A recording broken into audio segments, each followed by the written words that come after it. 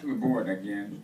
I'm also in agreement that the charter schools should be denied. You know, you must ask yourself a question. Is there a need? Is there a need? I heard what one of the previous speakers stated about President Obama's position on charter schools. But what President Obama does not know is that the charter has been a widespread charter school failure across this country. And in fact, they're looking at civil rights issues regarding charter schools. They have become a 21st century legalized racial segregation. Look where the proposed charter school is going to be located, the Concord Pavilion. That's as a segregated a place that you can get, far away out there. So who can afford? What specific subgroups can afford to get out there if there's no one providing any transportation? That is one of the major issues. And so you have to look at what groups will be significantly impacted if you approve this charter school and it's located way out there in the boondocks somewhere where only a selected group of people can attend. So is it fair? No. Just, you know, we have to be careful. There has to be a line in the sand drawn on these charter schools, because look what they're doing. They're taking money from the public schools to set up their own shop.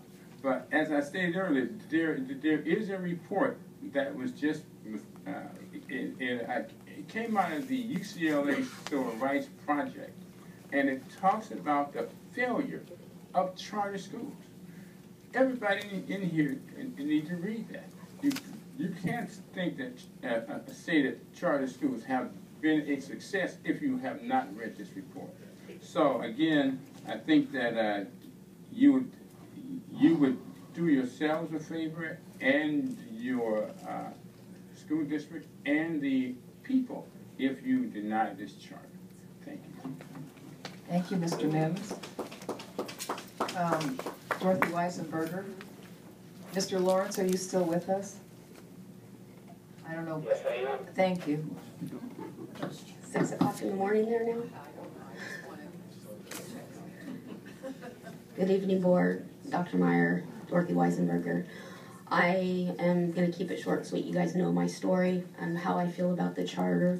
I don't believe it's a place where our special education kids will benefit from it. And as a parent of a child who has a severe disability but loves to act, I know that he wouldn't gain access to this charter, so I please beg of you to deny this charter. Thank you.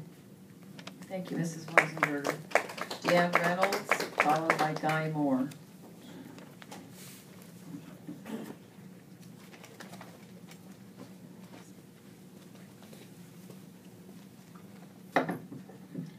President Hanson, board members, Dr. Meyer, cabinet, and guests. My name is Dan Reynolds. I'm a 14-year teacher in the Mount Delta Unified School District and a product of our schools. I have been involved in the performing arts programs of Mount Diablo Unified School District for 30 years. In 1985, when I was in the first grade, I was in a play at Sun Terrace Elementary School. I've also taught in a performing arts program at Mount Diablo High School. Our district has some wonderful arts programs. We have instrumental music programs that perform here in our schools and in performance spaces in our community, and that travels, allowing students to perform on stages around the country and around the world, showing our students places they have never been and teaching them music as well as teaching them about the world. We have dance programs that have awed me with the elegance, grace, energy, and vitality that our students have and their art. We have improv teams with razor-quick wit and skill who could go toe-to-toe with anybody on Whose Line Is It Anyway. We have choirs that sing, that incorporate movement